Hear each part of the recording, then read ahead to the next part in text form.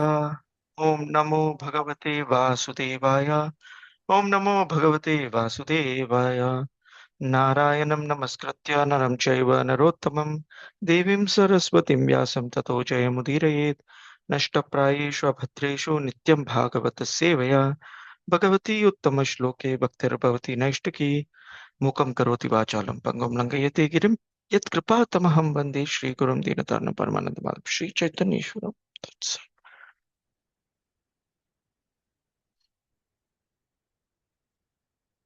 Okay, Hare Krishna. Welcome everyone. Whoever has been following the classes here, you would understand that we are in an extremely technical topic. So I'll see how much justice I can do.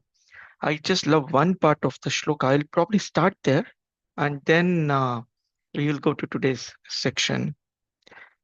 Um, this is so, as you all remember, this is a conversation between Parikshit Maharaj and Sukadev Goswami, where Parikshit Maharaj, after hearing about uh, you know, Priyavrata Maharaj splitting out of the Bhumandala, he wanted to know what is the kind of split, how is the creation done, and for that, in Shloka 4, Sukadeva Goswami replies. We'll start there. We are in the fifth canto, 16th chapter. We'll go to the regular study, but I'm just setting up the context for all of us to understand.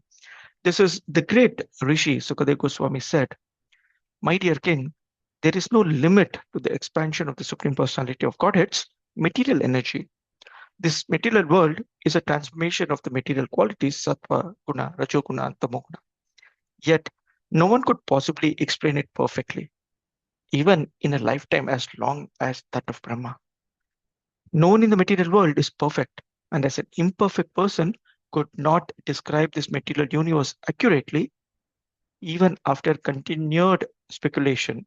O king, I shall nevertheless try to explain to you the principal regions such as Bhuloka with their names, forms, measurements, and various symptoms." So when someone like Sukadeva Goswami is saying it's not practically possible for an imperfect person to explain the material universe accurately, even with a lifetime as long as that of Brahma, I'm extremely insignificant. I would like to thank His Grace Pavaneshwar Prabhu, who is my Bhakti Vaibhav teacher for this module when we did it last year. So I take some inspiration from him and all the senior Vaishnavas who have tried to explain me this knowledge. So I would take their blessings. I take the blessings of all the Vaishnavas here. Whatever is possible for me, I'll try to explain. If it gets too technical, Pavaneshwar Prabhu always said that let's park it. We'll probably get answers later. So stay with that. Okay. So I have set the context. I'm hoping you understand that it's not easy to generally understand, but we'll try to see how much we can learn.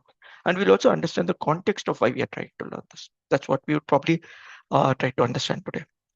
Okay. Today's shloka is shloka 16. So we'll go there first and then we'll get into the details.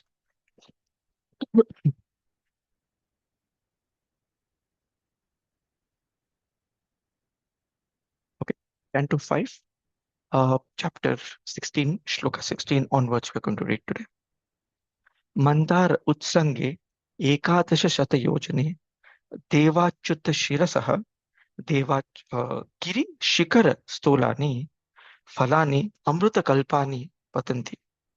Translations and purpose by Joanne Grace A.C. Bhaktivedanta Swami Srila Prabhupada, Jai Srila Prabhupada. On the lower slopes of Mandara mountain is a mango tree named Devachyuta. It is 1100 yojanas high. Mangoes as big as mountain peaks and as sweet as nectar fall from the top of this tree for the enjoyment of the denizens of heavens.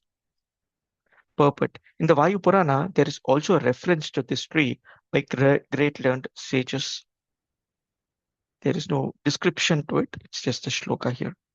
Okay. So before we get into discussion, let's do the invocation prayers. Om Jnanatimirandasya Jnananjana Shalakaya Chakshurun Yena Tasmai Shri Gurave Namaha Shri Chaitanya Manopishtam Stapitam Yena Bhutale Swayam Rupa Kadamahyam Dadati Swapadantikam Vandeham Shri Guru Shri Yuta Padakamalam Shri Gurun Vaishnavam Shri Rupam Sagrajatam Sagana Raghunathan Vitam Tam Sajivam Sadvaitam Savadutam Parichanasaitam Krishna Chaitanya Devam Sri Radha Krishna Padan Sagana Lalita Shri Vishakhanvitamscha. He Krishna Karuna Sindhu Deenabandho Jagatpate Gopesha Gopika Kanta Radha Kanta Namostate Tapta Kanchana Gaurangi Radhe Vrindavaneshwari Rishabhanusute Devi Pranamami Haripi Vancha Kalpatarubhyascha Kripa Sindhubhyev Cha Patitanam Pavanebhyo Vaishnavebhyo Namo Namaha Nama Om Vishnupadaya Krishna Prashtaya Bhutale Srimate Bhakti Vedanta Swaminiti Namine Namaste Saraswate Devi Gauravani Pracharine Nirvisesha Shunyavadi Paschatya Deshatarine Jai Shri Krishna Chaitanya Prabhu Nityananda Shri Advaita Gadadara Shivasati Gaura Bhakta Vrinda Hare Krishna Krishna Krishna Hare Hare Hare Rama Rama Rama Hare.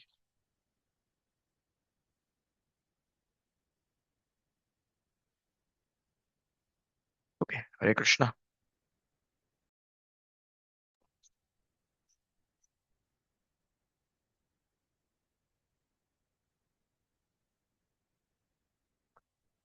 Just one moment. I'm trying to open the slide from where it will be nice for us to read. Okay.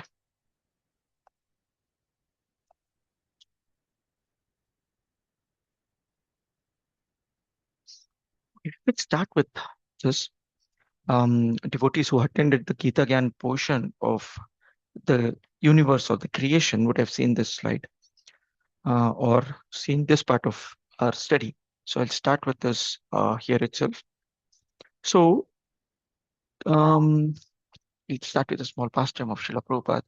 This one, I do not have a reference, so I would like to quote it in the beginning, but I've heard this from some senior Vaishnava, so I'm quoting it as it is. So one time, Tamal Krishna Maharaj was Srila Prabhupada's very dear disciple, servant. So he came to Srila Prabhupada with a lot of complaints about devotees not taking up some of the services seriously or something not happening, he not being informed on someone doing something and so on. So he just went on, right? So a young boy at that time, and Srila Prabhupada being Srila Prabhupada listened, and then he said, you know what, this entire creation is so huge. In this huge creation of Lord Shri Krishna, it is said that only 25% of this creation is the material world. In this huge material world that we know, including the spiritual world, there are so many different planetary systems, multiple universes in the material world. Within one universe, there are these 14 planetary systems. In those 14 planetary systems, you have this uh, Bhuloka, which is our planetary system. In that Bhuloka, you have this Earth planet. In that Earth planet, you have this America. In America, we have this New York City. And in this New York City, there is one person called Kamal Krishna who is feeling that he is more important.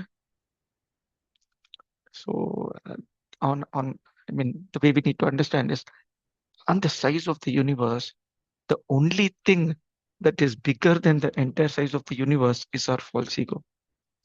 That makes us think that I am important. If you look at the larger scale of things, we are so very insignificant. Now, Sukadev Goswami and Parikshit Maharaj are discussing, and Parikshit Maharaj being a pure devotee, and he is come here to hear the Harikatha or hear the glories of Sri Krishna, pastimes of Sri Krishna, and what should he best do in 7 days to get delivered. That's his entire motive, right? And why would they get into so many technical details of how this material world is created? What are the different segments? Where are people there? Which kind of people have what kind of reactions? We are in the karma bhumi. Some other places are bhumi just for enjoyment. Some places are just for suffering. Why does he need to know all this? Right? Sounds off track, right? So I'm hearing Narsim Dev Katha. I'm hearing Kapila Dev instructions. I'm going to hear Lord Krishna's Katha or different pastimes as Lord Ramchandra and Lord Shri Krishna. Leelas are always nice. Why this technical subject? The way we need to understand is this particular set of instructions is extremely important for us to become more and more humble. It is very easy to relish the pastimes, the leelas of the Lord. But this one tells how insignificant we are, how insignificant we are. And also, we will learn through today. There's also another nice pastime or a story that we usually hear. Again, I don't have documented references for those, but it's, it gives us the point. So probably I'll tell that also, because today's subject matter, as we go in, it becomes very dry per se. So these couple of pastimes in the beginning will just set us the context. You might have heard this again. This might not be new. Hmm. Once there were two scientists who were discussing, and suddenly the topic of God came up. And let's call them scientist A and scientist B.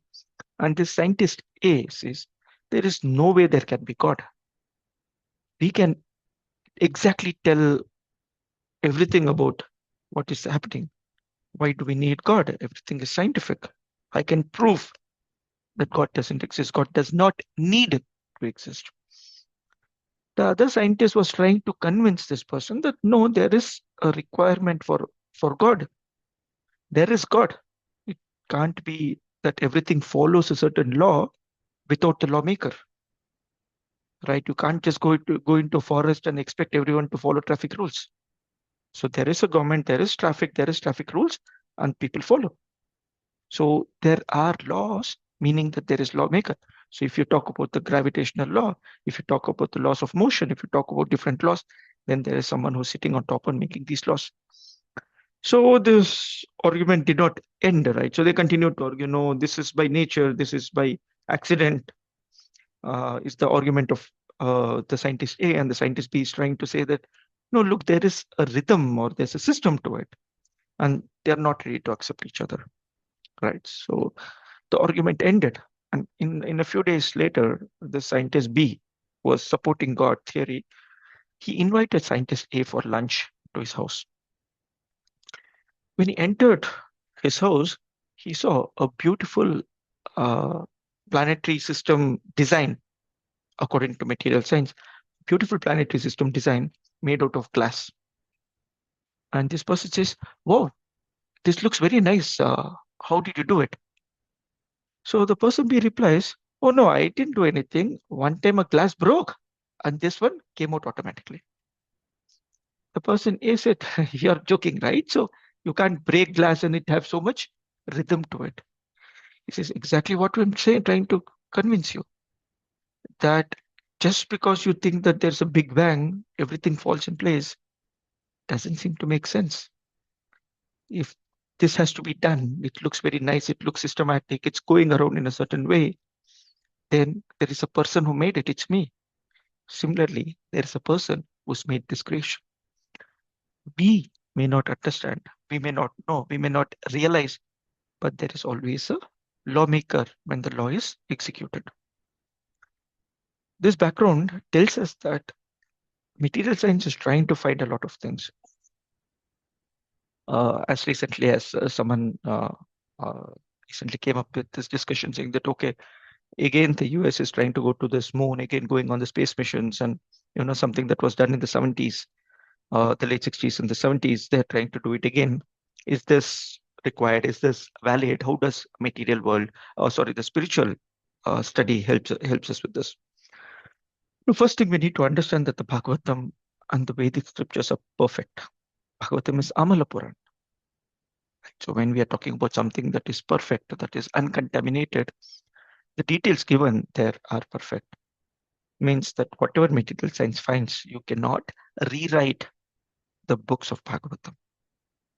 You don't need to rewrite the books of Bhagavatam. They are perfect. So when we have that faith, all that we are studying will make sense. A little bit of doubt, then Maya is just waiting for us. Maya just is waiting, right? So it's our choice if you want to hold on to Maya's hand or not. So with this background, we are trying to say that irrespective of whatever knowledge you had from your material science, whatever you have studied, park it out for some time. Let's focus on what Srimad Bhagavatam says, and let's try to understand its faith. Okay. So with that, here is one universe. One universe belongs to one Brahma, which is a Brahmanda, Brahma's egg, Brahma Anda. So how many universes are there? Unlimited universes coming out of the body of Karnodaksha Vishnu. He is the Karana or the cause of all causes. So he's on the causal ocean. Multiple universes are there. We are now coming into one universe structure. This is one universe. This universe is almost half filled with this Garbhodaka ocean. Where lies the Garbhodaka Kshaya Vishnu? From whose navel, from his Garbhodaka, the navel, comes the lotus flower on top of which Lord Brahma sits. Right, so far we know that on the stem of the lotus flower are the 14 planetary systems. The covering between your Garbhodaka ocean and this and the Karanodakasha ocean are all these elements here. So you might have already studied this through your readings of Bhagavad Gita and Bhagavatam. So I can just zoom a little bit. So earth, water, fire, air, ether, false ego, Mahatattva and Pradhana, right? So this is the coverings. Each layer is 10 times the size of the other layer. So you might not be able to see it directly here, but that's how it works. No, in this particular creation, the planetary systems are all here. In this planetary system, the blue mandala. In that blue mandala, we have this. We have these 9 dvipas, out of which one of the dvipa is Jambu Dvipa. I think I might have a picture of that as well. Just a moment.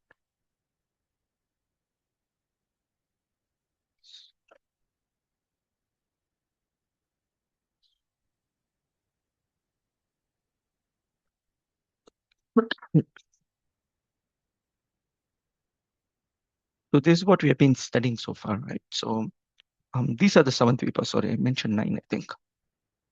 These are the 7 dvipas. I'm trying to see that. This is the picture, right? So these are the Sapta Dvipa. And each dvipa is surrounded by a ocean of different varieties of, liquids. Okay. So the innermost dvipa that we see here, the white patch of land is the dvipa and the blue is the ocean. So the innermost white dot is called the Jambu Dvipa, the one that we are going to talk about today. And you'll see this yellow color piece here that looks like this, right? So this is your Mount Meru, the Golden Parvata or Sumeru mountain. The first blue round is obviously your salt ocean, the Lavana Samudra that we are part of. And then the other dvipas go out, which are bigger in size. Okay, so Plaksha Dvipa and Shalmali Dvipa and Kusha Dvipa, Kroncha Dvipa, and so on. And there are different sagaras associated with it. We'll see that there's a table to it. We will see that. And then we have the Kshira Sagar, the milk ocean at the extreme end. So this is your entire piece that we are going to talk or we know. And this inner piece of this white and blue is what is going to be our focus for today. Okay. Now, again, I can't directly just go into the shlokas and start explaining. I'm hoping my screen is still visible, right? So I've just pulled up the Shubodhini of His Grace Gaurang Darshan Prabhu. This again an easier way to learn. If you don't have a copy, I would suggest you to get one. So Parikshit Maharaj's inquiry and details of Jambudvipa was last week covered by His Grace Ramchandra Prabhu. So we are in continuation of that. So fourth shloka, where it says that it's very difficult to understand, and the sixth shloka talks about the 9 divisions of this land of Jambudvipa. So the salt water ocean, and inside a portion is the Jambudvipa that is split into 9 varshas. Varshas are basically pieces of land, and each of them are equal size. Some of them are long, some of them are square. Okay, there is a better picture to it. We will see. And in the center is this big, long Sumeru mountain, which is gold, all gold. Okay. So this is a good picture for us to understand. I'm hoping that last week you had seen. Otherwise, also this is a good place to see because this is what we're going to discuss, or this is what we have today. So this is your Mount Sumeru, one right in the middle, and this is part of the Ilavrata Varsha that we are. Okay, and we have Bharata Varsha followed by Mount Himalaya, Kim Purusha Varsha, Hari Varsha, Bhadraka Varsha, Ketumala Varsha, Ramyaka Varsha, Hiranya Varsha, and Kuru Varsha. These are all of same size, and they are all split by the different mountains. The length of the mountains are different depending on the diameters or where they have fallen into this picture, but the height are all consistent. Again, this is something that you might have seen last time. So where are we right now? As we move ahead, we have finished all this. We have finished that each of these is surrounded by the mountains, right? So Malyavan mountains or Mount Nila, Kandamadana, Nishada, these are the mountains. So like we said, Bharatavarsha is Himalaya, Kimpurshavasha is Hemakuta, and similarly we have Shweta, Shringa. These are the different mountains. Okay, this Mount Meru is also surrounded by four mountains here. Okay, I'm just zooming in, but you can see there are four mountains which are disconnected from the center, if you can see in this Ilavrata. And this tract of land that is there here, right? So this is also water. Okay, so these are different oceans, and on top of each of these four mountains, on top of each of these peaks, are four different trees. Okay, I'm hoping you remember that from the previous shlokas. And one of the trees is the mango tree, and that's what we read today. Right, so Devachuta, right? So, okay, this picture will help. Please feel free to ask questions. If I'm not able to answer, I probably will try to get the answers back for you. But this is how it is. So we are seeing Ilavrata Varsha. Today's focus is Ilavrata Varsha, surrounded by the four mountains here. We have Bhadraka Varsha, Ketupala Varsha, and other Varshas on the other sides. In between is your Mount Meru. And then this is surrounded by four mountains, which is Kumuda, Mandara, Suparshwa, and Meru. Meru Mandara. Okay. So Mount Meru is the center, and this is called Meru Mandara. Now we'll read about more details. So each of these mountains, please understand, there are residents everywhere. We are now talking about huge sizes, right? So, and we're talking about in yojanas, and this particular Jambudvipa, if I remember, it's 1 lakh yojana or something is the size, and each yojana is 8 miles. That huge is the size. Okay, so this is one small part of it. So in a particular mountain, that is a disconnected mountain, you have one mango tree on top, right? So one mango tree here, and you have a banyan tree on the Kumoda mountain. On this mountain, you have the Mahakadamba tree, and the fourth one, you will have the Jambu tree. And the Jambu tree falls and forms the Jambunatha. We'll see that in some time. So the size of mango is the size of a mountain, the mountain that we know of. It's a huge mango. The size of one Jambu fruit is the size of a big elephant. Okay. Anyway, so that's what we're seeing, and each of them have a garden of its own and the lakes of its own, and so on. Okay. So now what we have heard so far, what we are trying to understand so far, we are in Ilavrata Varsha. Just zooming out. We are in this Ilavrata Varsha. In that Ilavrata Varsha, we have Mount Meru. This Mount Meru is surrounded by various mountains. In one of the mountains on the right to a picture is this Mandara mountain. In this Mandara mountain, there is this mango tree on top of the peak. And this mango tree is called the Devachuta, which has mangoes of the size of a small mountain. And they're very juicy. And when they fall, they actually form the mango juice. Okay. That is where we have covered so far. That is your shloka 16. We will continue. When all the solid fruits fall from such a height, they break and the sweet, fragrant juice within them flows out and becomes increasingly more fragrant as it mixes with other scents. The juice cascades from the mountain in waterfalls and becomes a river called Arunodaya. Arunoda, which flows pleasantly through the eastern side of Ilavrata. So we are on the eastern side, and this splash that you see here This yellow splash, where is my annotate? Able to see annotate. Okay. This yellow splash here, this is the Arunoda.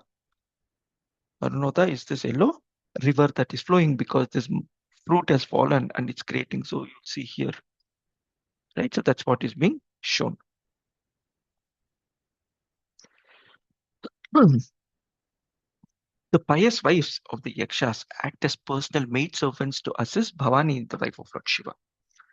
Because they drink the water of the river Arunoda, their bodies become fragrant, and as the air carries away the fragrance, it perfumes the entire atmosphere for 80 miles around.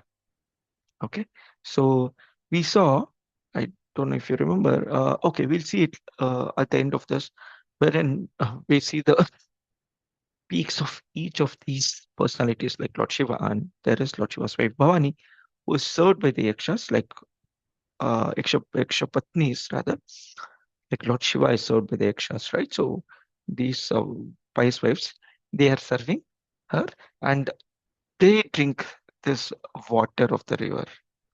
Okay, so you understand this river is not just river, right? So it's that mango juice followed by all the different scents, very fragrant. So their body is also very fragrant. So yakshas are not like your bhuta, preta, and all that, wherein dirty and whatever we have seen. No, they are very nice personalities according to what we read here. Similarly, the fruits of the jambu tree, which are full of pulp and have very small seeds, fall from great heights and break to pieces. These fruits are of the size of elephants, and juice gliding from them become a river named of Jambunati. This river falls a distance of 10,000 yojanas from the summit of Meru Mandara to the southern side of Ilavrata and floods the entire land of Ilavrata with juice. Prabhupada says we can only imagine how much juice there might be in a fruit that is the size of an elephant but has very tiny seeds. Naturally, the juice from the broken jambu fruit forms waterfalls and floods the entire land of Ilavrata. That juice produces an immense quality of gold, as will be explained in the next verse. Okay, next verse we'll anyway see in a bit. We'll again go here. So we are seeing the southern side right now. In southern side, we have the Meru Mandara. In that one, we have the jambu tree. From here falls the tree.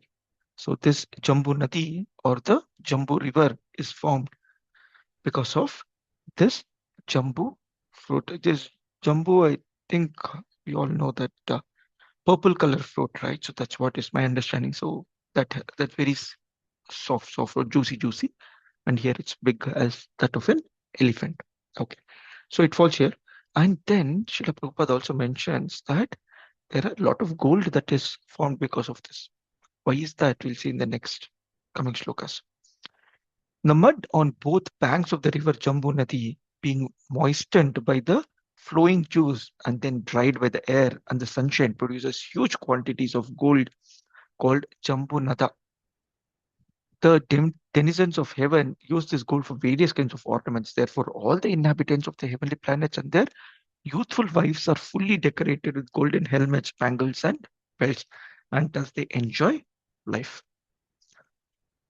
Okay, so it is incorrect to ask how many of you are interested to go there, where is unlimited gold is available. But you can see this Jambu Nadi is there, right? So on either sides, because of the sand and this seeds, they club and they form a lot of gold. And all these heavenly people, they don't have any export duty. They don't have to worry about gold reserves and all that. It's unlimited supply. So they just use it and wear all the ornaments. So you can understand that in the higher planetary systems who have access to this. So there is an access restriction for us to actually go here. Otherwise, we could also seen or have had access, and that's what the material world is trying. Why do they want to explore other planets within the solar system or outside the solar system? Is because they want to see how can we exploit it. And as long as you have an exploitative mentality, this particular region, even within the material world, is hidden for you. Takes a lot of pious karma to actually go there. And if for any reason you're attracted to any of this, right? So the beautiful Sumeru mountain, fully gold, surrounded by all this. I love mango here. This is mango season. Mangoes, juicy mangoes of the size of mountains or elephants. How nice it will be. If you have even such desires, please don't. Okay, the reason why we are learning all this is to get out of all these desires. Okay. Unfortunately, on Earth, there is such a scarcity of gold that the governments of the world try to keep it in reserves and issue paper currency. Because that currency is not backed up by the gold, the paper they distribute or money is worthless. But nevertheless, the people on Earth are very proud of material advancement. Is what we were trying to discuss, saying that here what we have is nothing compared to what is accessible for people in the higher planetary systems. And this knowledge is extremely important because if higher planetary systems or people in the Svargalokas and the other heavenly planets, they have access to so much gold. Imagine a pure devotee who goes back to Godhead, right? So for him, there is no need for such goods. In fact, Srila Prabhupada mentioned this gold to be yellow stool, right? So you have heard this. I think where does he mention it? He actually mentions in this chapter only of Srimad Bhagavatam.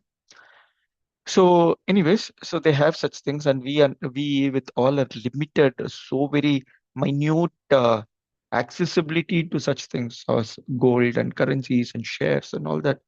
I think we are great. That is what is Maya's advantage, right? So she knows how to make us feel the only thing bigger than the entire creation is our ego, and that is the reality. In modern times, girls and ladies have ornaments made of plastic instead of gold, and plastic utensils are used instead of golden ones. Yet people are very proud of their material wealth. Therefore, the people of this age are described as Manda Sumanda Matayo Manda Bhagya Yupat. In other words, they are extremely bad and slow and to understand the opulence of this purpose. Manda. Manda means slow or dull headed. Manda Sumanda Matayo. Their intelligence is crippled or intelligence is lost. Okay, that is the situation of the Kali Yuga people. Other Yuga people were more intelligent. They could actually decipher this and understand this and be less troubled. In Kali Yuga, we are so unfortunate, so fallen. And we have the best blessings. Kalir Doshaniti Rajan Astiyako, Mahadguna, Kirtana Deva Krishna, Mukta Sangha Paramrajit. It is this Kali Yuga people, this Manda, Sumanda Matiyo, no, Manda Bhagya, their fortune is also Manda. In such a place, you have one Mahatguna. What is the Mahatguna?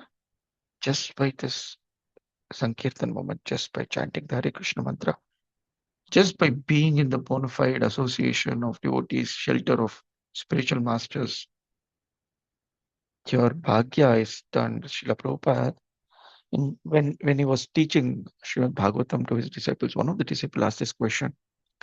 Prabhupada, it says that you should be very fortunate. You should have done a lot of pious activities to come in contact with a pure devotee, come in contact with, bona fide scriptures and come in, become delivered. So, Prabhupada, we foreign body devotees, doing all these regulative principles uh, by default, we were so fallen. You think we have done so much pious activity in the past that we got your association? Srila Prabhupada smiles and says, no, I have made you fortunate. I have given you the bhagya. You didn't have the pious credit for this. I have given it to you. That is the mercy of Srila Prabhupada. That's the mercy of Sri Chaitanya Mahaprabhu and Nityananda Prabhu.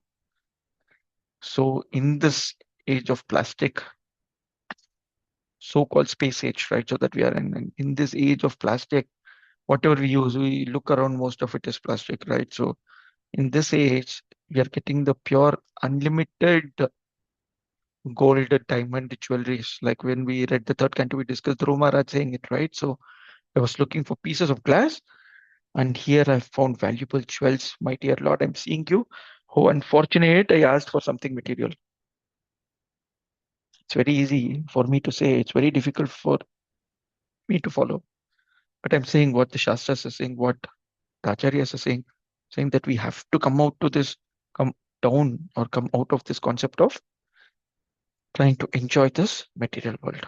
We have to understand that we are extremely fortunate, and there is no way we should let go of this opportunity that we have got. Yes, there will be troubles. Yes, we are in a hospital, so there are going to be other patients. There are going to be different kind of issues, both with material world and spiritual world. But that is the nature of this place. Dukkha Shashvatam. In this place, we have got such a wonderful home that the entire world can fit in. The home that Srila Prabhupada has given us. So let's fit into this world, right? So uh, some senior Vaishnavas were discussing yesterday. We were generally talking, and it said that, you know what, there are so many things to look around and say 90% of people are so unfortunate even after they come into contact in Krishna consciousness, even part of being ISKCON initiated, second initiated, still they are having material hankerings. 90% of people, they're struggling, Prabhu. We should do something about it. So we discussing, and the Prabhu looked at and said that first you come to this 10%, then take up, you understand why you're not in this 10%, because you're missing this third offense of the holy name. Anyone remembers, the third offense of the holy name is to disobey the orders of the spiritual master. The spiritual masters are saying so many things. Every spiritual master, a pure devotee, a representative of Srila Prabhupada, they are telling us to follow, and we have taken it lightly. We've taken it very lightly. So first, we need to come to this 10% platform. My spiritual master, His Holiness Srila Jayapatak Swami Guru Maharaj, he keeps saying that it is the responsibility of each senior devotee to guide others. You have to become a mentor.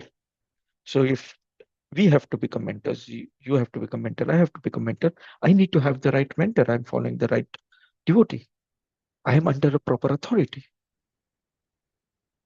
right? So it's a responsibility that a spiritual master has given. And if we don't if we don't listen to the authorities, and I want to become an authority, then you are in the 90% category, which is still struggling even after having this wonderful bhagya of coming into Krishna consciousness.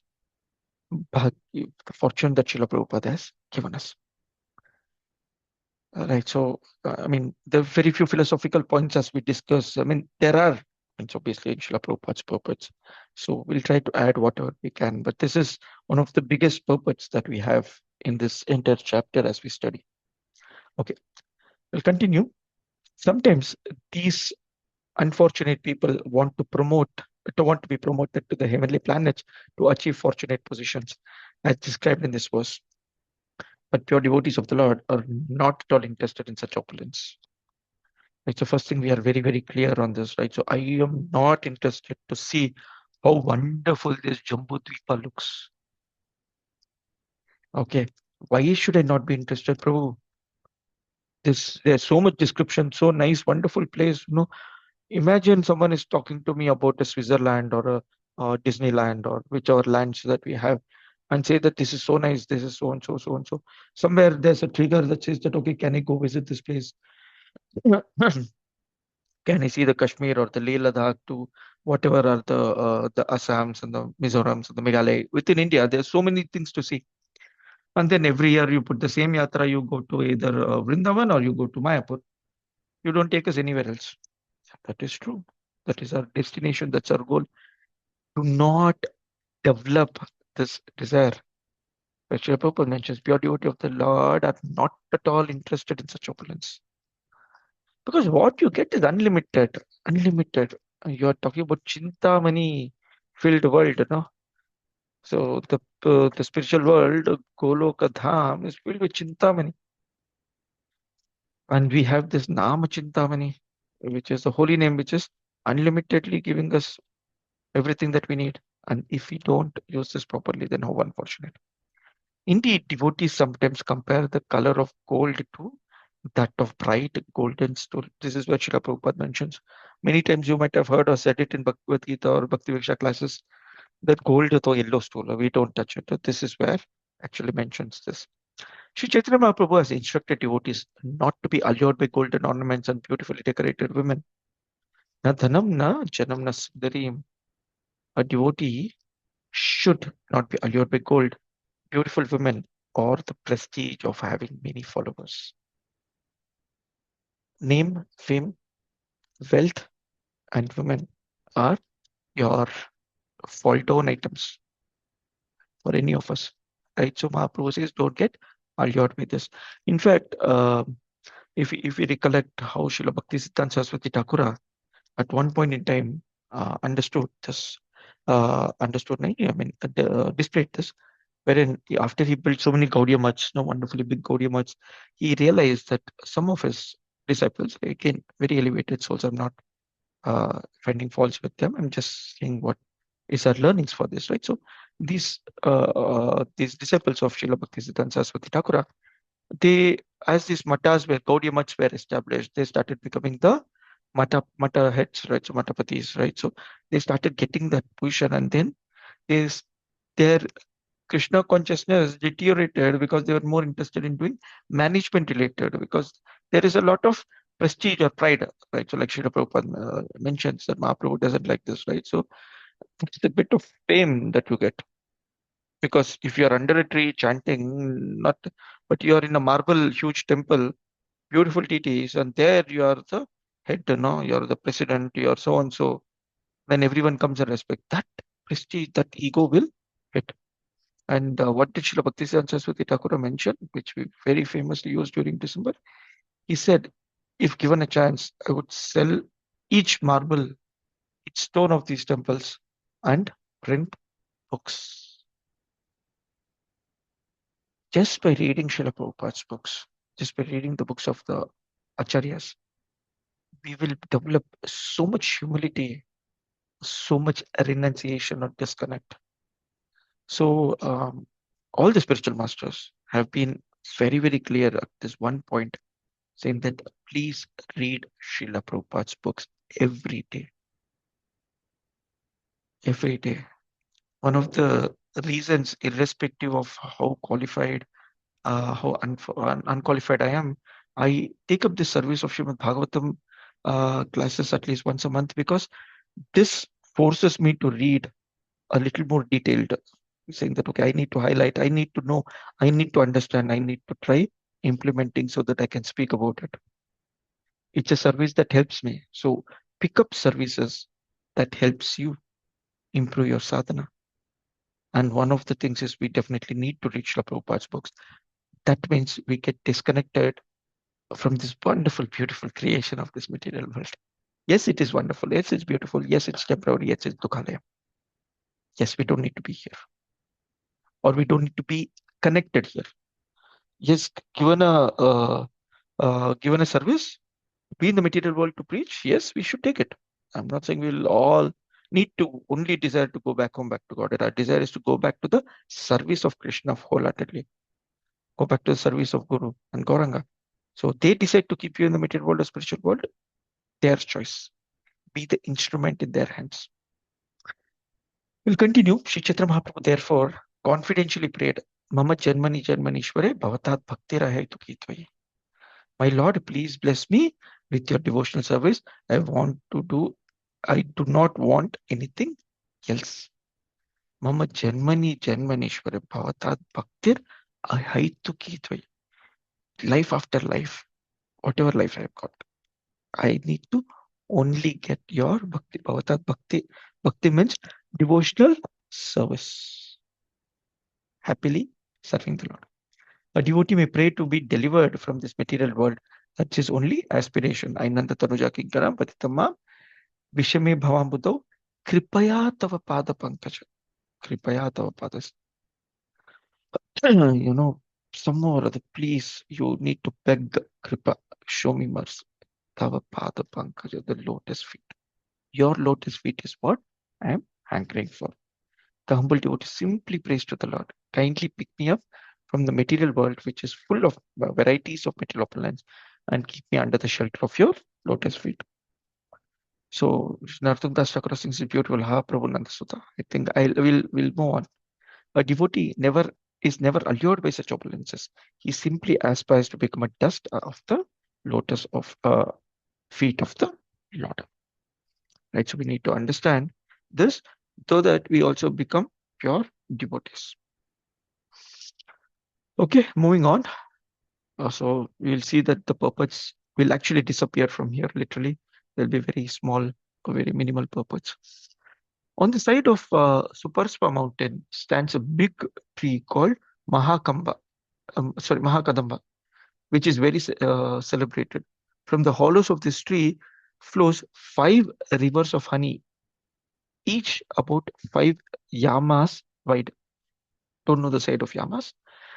This flowing honey falls incessantly from the top of the Suparspa mountain and flows all around Ilavrita, beginning from the western side.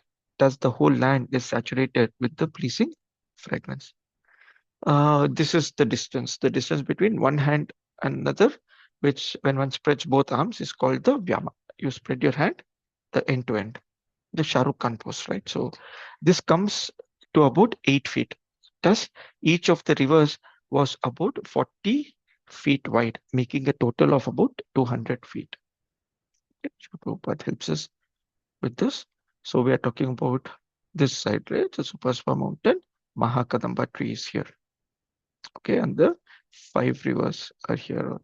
That's how I understand. The air carrying the scent from the mouths of those who drink the honey perfumes the land for 100 yojanas around. Just by drinking, your mouth is fully fragrant. Similarly, on Kumuda mountain, there is a great banyan tree, which is called Satavalsa, because it has 100 main branches. Okay, Shatavalsa. Okay. From those branches come many roots from which many rivers are flowing. These rivers flow down from the top of the mountain to the northern side of Ilavratavarsh for the benefit of those who live there. Because of these flowing rivers, all the people have ample supplies of milk, yogurt, honey, clarified butter, which is ghee, molasses, food grains, cloths, bedding, sitting places and ornaments. All the objects they desire are sufficiently supplied for their prosperity, and therefore they are very happy. Now there is this puppet. The prosperity of humanity does not depend on demoniac civilization that has no culture and no knowledge, but has only gigantic skyscrapers and huge automobiles always rushing down the highways. The product of nature are sufficient when there is profuse supply of milk, yogurt, honey, food grains, ghee, molasses, dhotis, saris, beddings, sitting places, and ornaments. The reasons are actually opulent. When a profuse supply of water from the river inundates the land, all these things can be produced and there will not be scarcity. This all depends, however, on the performance of sacrifices as described in the Vedic literatures. Annat Bhavanti Bhutani. Right, so we know this shloka from the Bhagavad Gita. We learn this, right? So, anyways, basically, what is it that we see here? We're talking about this fourth one, which is your Mount Kumuda. There we have this Shata Valsa. Shata is 100, so it's 100 rooted banyan tree. That so whoever is staying here, right? So these are all accessible by the Gandharvas and above higher planted people, right? So they get unlimited supply of milk, yogurt, and all that we saw. So Ilavrita has all this. This is all within the Ilavrita, right? So the residents of the material world who enjoy the products of these flowing rivers have no wrinkles on their bodies, no gray hair. They never feel fatigue, and perspiration does not give their body a bad odor. They are not afflicted by old age, disease, or untimely death. They do not suffer from chilly cold or scorching heat, nor do their bodies lose their luster. They all live very happily without anxiety until death. So these are residents of the material world. We are also residents of the material world. We said we should don't be aspiring to go here, but we have heard this, right? So we are in the karma bhumi where we have janma, mrityu, jara, and vyadi. Now these people they have janma and mrityu. There's no jara vyadi. Jara is your old age, vyadi is your diseases. They don't have. They have birth and death. They don't have old age and disease. So we have heard this very famous story. Maybe I'll just take a couple of minutes here, uh, telling you this famous story, usually told by the Madhvacharya followers. We are also Madhvacharya followers, so we are allowed to use this story. There was one time a person had heard about Lord Narayan, and he had heard in the class a small boy, not very old, so young boy, say a youth, and he had heard the story about Ante Narayana Smriti. Says that at the end of time, when you're dying, when you leave your body, you should remember Narayan so that you get delivered. Otherwise, whatever you do, whatever you remember at the time of death, you will go there. So he heard this. So he was very determined. Okay. So he also understood that I should put full effort so that at the end of my life, I will remember Lord Narayan. No way I'm going to miss this. He was clear on that. And he started praying Yamaraj. Because he knew at the time of death, Yamaraj will send his followers or whatever it is, so the Yamadutas might come. So he prayed Yamaraj very wholeheartedly. He built a temple for Yamaraj. Every day he would pray. And in a few years, Yamaraj appeared. He said, Bolo beta, what do you need? So he said, Yamaraj, I prayed to you for only one reason. When I'm about to die, when I'm about to die, please remind me. Please tell me that, boss, you're going to die. That's all I need. That's one request from me. Yamaraj said, this is very easy. What I do it for many people, I'll do it for you also. So he was very happy. So his life went on for a long, long time. And then he eventually died. Yamaraj did not come, but he went to Yamaloka. So he stands in front of Yamaraj. He says, Yamaraj, you are a cheater. I prayed to you for so many years, telling you, please remind me, please remind me, please remind me. But you never reminded me.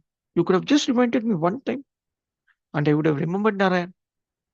Okay, it just says Ante Narayan Smriti. I remember Narayan at the end of life. I'll go back to him. You actually failed me. Yamaraj smiled and replied, I sent you so many reminders. What were you doing? It's like, what? You never told me anything. You never sent me any reminders. He says, no, I gave you reminders. Your hair started becoming gray.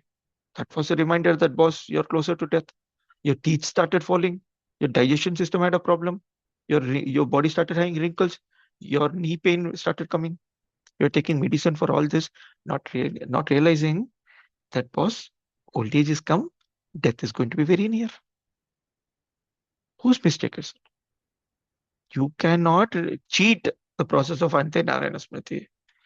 You need to do it throughout your life so that end of life, if you have done it properly, then the Lord says, don't worry, beta, I will remember you if you are not able to remember me. Because throughout your best of life and your best of health, you have given it to Narayan. At the end of life, he will remember.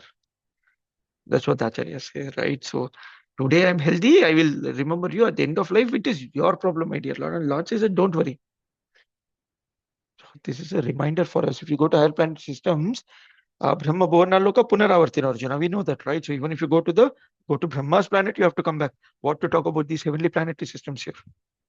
Right? So you're going to come back and you're not going to have old age and disease, but you're going to come here. Maybe in a Shrutinam Srimatam Gaya, you might get a very opulent life. You might be born in a very rich family, educated family, beautiful family, whatever it is. But Brahma Bhuvanaloka Punaravartina will come back here. And if you're serious in life, you should understand how I should not come back here. You should take this as the goal. I coming back here also means that I'm making my spiritual master come back. Right? So that is not fair. Such pure devotees. Why do we make them come back? We need to become serious. These are the things that are required for human civilization. Ample food grains can be produced through agricultural enterprises, and profuse supply of milk, yogurt, ghee can be arranged through co-protection. Abundant honey can be got from the forest, and the forests are protected. Unfortunately, in the name of modern civilization, we are doing everything that is harm to this.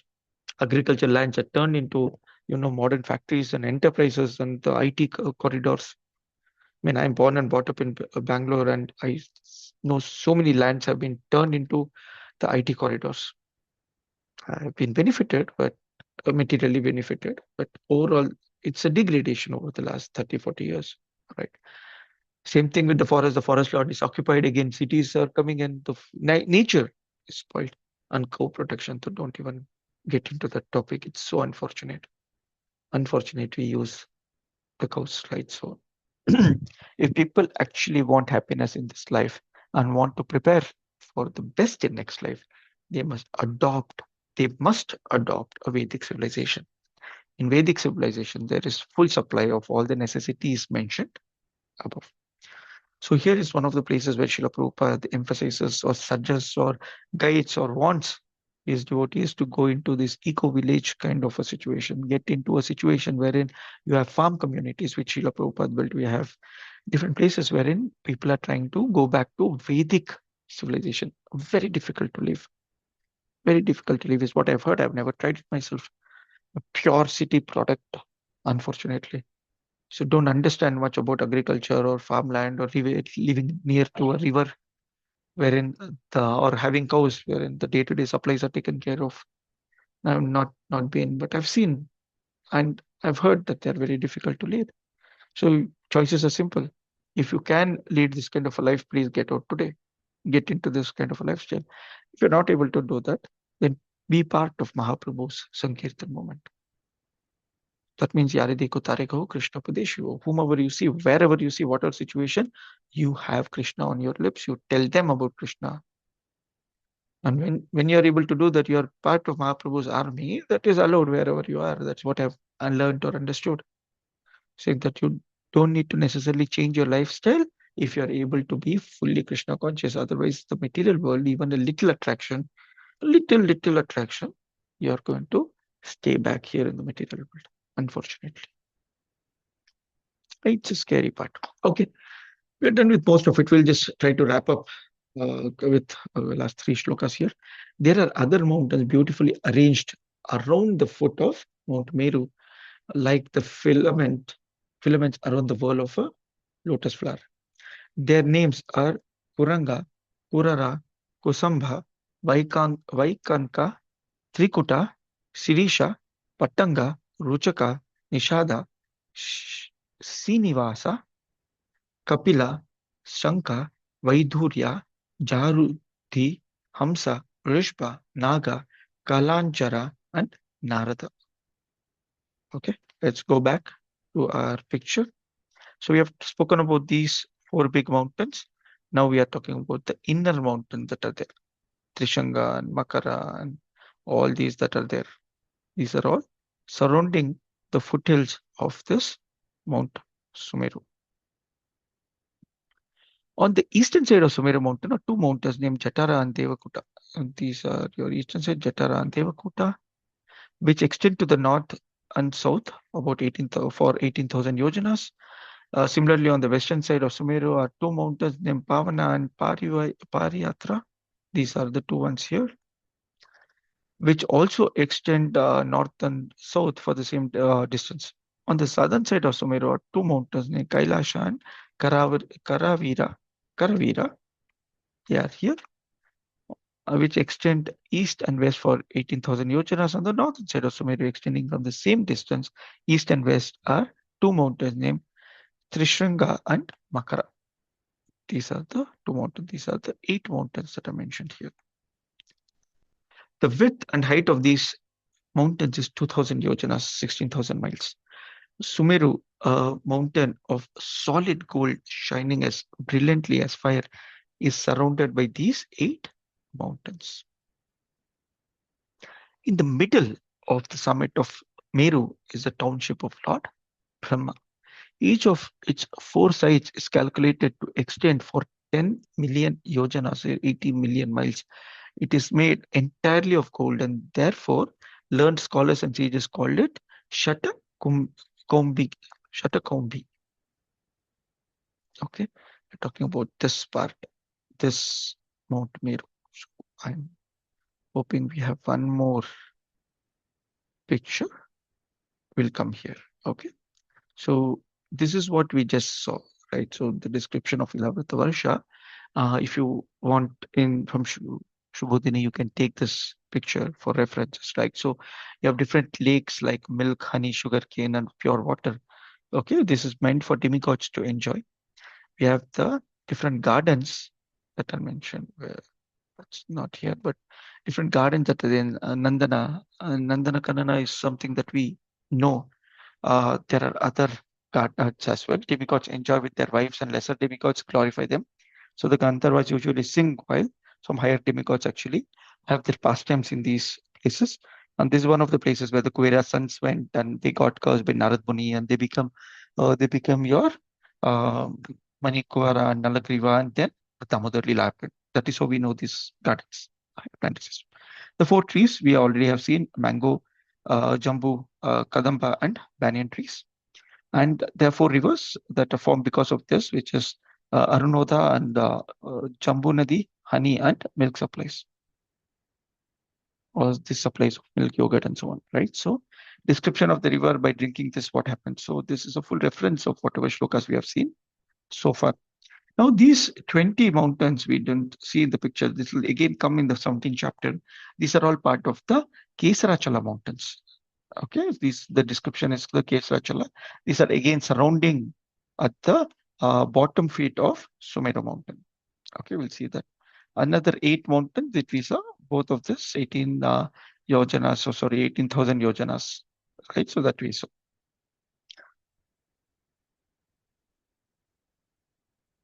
Okay, in the middle is this. Brahma and Lokapalas are surrounding this. We come to the last one. Surrounding Brahmapuri in all directions are the residents of the 8 principal governors of the planetary systems, beginning with King Indra. These abodes are similar to Brahmapuri, but are one-fourth the size. They are very small, but they're very similar in opulence and everything to that of Brahmapuri or Brahma's planets. Now, this one, Srila Prabhupada mentioned from the purport on this 8 principal governors. Okay, Srila Vishnu Chakravarti Thakura confirms that the township of Lord Brahma and the 8 subordinate governors of the planetary system begin with Indra are mentioned in other Puranas. Brahma's township is known as Manovati, and those of his assistants such as Indra and Agni are known as Amaravati, Tejovati, Samyamani, Krishnangana, Shraddhavati, Gandharvati, Mahodaya, and Yashovati. Brahmapuri is situated in the middle, and the 8 puris are surrounded in all directions. So this is the top of the Sumeru mountain. See this, we can't see the depth. No, it's very long mountain. Okay, this was Mount Meru or Sumeru. This Jambudvipa is surrounded by your salt water. That's in conclusion. Now, in between, you have your Brahma's place, which is called Manovati, surrounded by Kuvera, Lord Shiva, Indra, Agni, Yama, Nriti, and Varuna. These names are all given in other Puranas. They are not mentioned directly in Srimad Bhagavatam so far, what we have read so far, right? So all these are one-fourth the size of the one in the center. Okay, so this is how the demigods places are. And please understand, these are all very, very big, huge places that we are talking. These are not small houses. This is a full residential complex. Okay, and thousands or billions of people actually surround who are serving these principal personalities, right? So Indra is the king of this place. So Amaravati and everyone else are going to serve Indra. So he will have his wife and children, his ministers and his servants, his army, and all what other laborers, everyone. So this is a full-fledged place, and similarly, every place here. Okay. Thus ends the Bhaktivedanta purpose of the 5th canto, 16th chapter of Srimad Bhagavatam, entitled A Description of Jambudvipa. Okay, so we'll stop here. These are the different Lokapala's houses. And the next time we'll see a very beautiful topic next week. Make sure you attend about about River Ganga, which means that we'll talk about the Trivikrama form of the Lord as well in bits. So I'll stop here. Fairly technical, but are there any questions, any comments on what we just heard?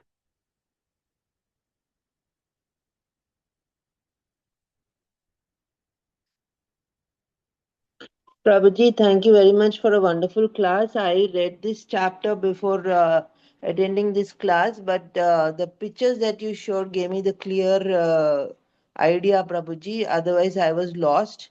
All that I could understand or I could recognize is the Trikuta Parvata, which probably was where Gajendra went. Is that the Mhm. same Parvat Prabhuji, or did this Gajendra go to any other Parvata? That I do not know, Mataji. About Ganyendra's pastime we will read, but here direct reference is not there. But Okay. At least it so sounded familiar. very similar, yeah.